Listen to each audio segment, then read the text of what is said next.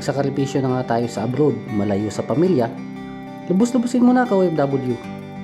Ang problema kasi sa iba, luho na dito sa abroad, sa Pinas, yung mga tao doon luho pa din. In the end, sasabihin, walang nangyari sa pag-abroad. Sabi mo nun, 2 years or 2 kontrata lang, tama na.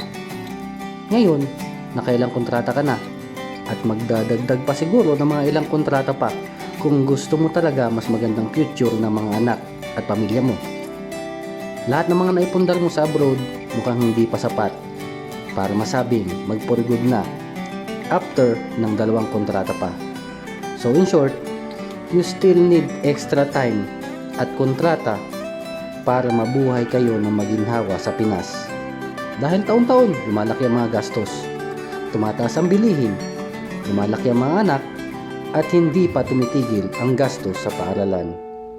Sa ating mga OFWs, tiyaga lang at tamang paggastos ng pera.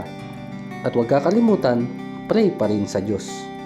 Someday, somehow, your sacrifices will pay off ka OFW.